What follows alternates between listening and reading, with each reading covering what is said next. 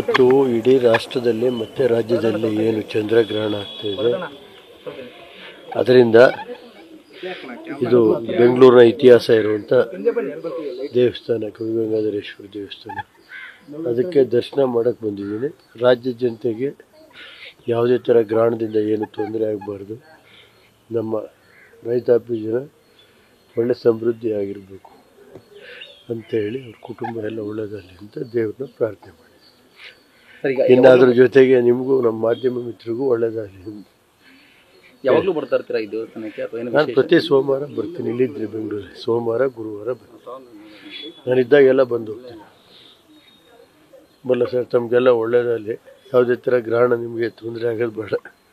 ಮತ್ತೆ ಸಿದ್ದರಾಮಯ್ಯನವರು ಹೇಳಿದ್ದಾರೆ ಜೆಡಿಎಸ್ ಇನ್ನೇನು ಮುಗಿದೋಯ್ತು ಅನ್ನೋ ಅದು ಈಗ ಯಾಕೆ ಗೊತ್ತು, ನಾವು ಹೇಳೋದು ಯಾರು ಮುಗಿಯುತ್ತೋ ಹೋಗುತ್ತೋ ಅದನ್ನು ದೇವ್ರಿಗೆ ಬಿಟ್ಟಿದ್ದು. ಯಾರ ಕೆಲವರು ಮುಗ್ಸೋಕ್ಕಾಗುತ್ತೆ ಮೇಡಮ್ ಅವರೇ? ದೇವ್ರ ಅನುಗ್ರಹ ಇರೋರು ಏನೂ ಆಗಲ್ಲ. ಗೊತ್ತಿಲ್ಲಪ್ಪ ನನಗೆ, ಅದೆಲ್ಲ ಬ್ಯಾಲೆಟು EM ಎಲ್ಲ ಗೊತ್ತಿಲ್ಲ ನನಗೆ. ಹೆಂಗಿದ್ರು ಇದೆಲ್ಲ ಕಾಲ ನಿರ್ಧರಿಸುತ್ತೆ. ನಡೀರಿ. ಧರ್ಮಸ್ಥಳ ಪ್ರಕರಣ ಮಂಜುನಾಥ ಸ್ವಾಮಿಗೆ ಯಾರು ತೊಂದರೆ ಕೊಡ್ತಾರೆ ಅವ್ರು ದೇವರ ಶಿಕ್ಷೆ ಕೊಡೋ ಕಾಲ ಬರುತ್ತೆ ಅಷ್ಟೇ. ಸರ್, ಇವರು ಪ್ರಜ್ವಲ್ ರೇವಣ್ಣ ಅವ್ರದ್ದೇನೋ ಮೇಲ್ಮನವಿ ಹೋಗ್ತೀರಾ? ಅದೆಲ್ಲ ಆಗುತ್ತೆ ಬಿಡಿ, ಅದು ಬರಲ್ಲ. ನ್ಯೂಸ್ ಫಸ್ಟ್ ನಿರ್ಭೀತಿಯಿಂದ ನಿಮ್ಮ ಪರವಾಗಿ.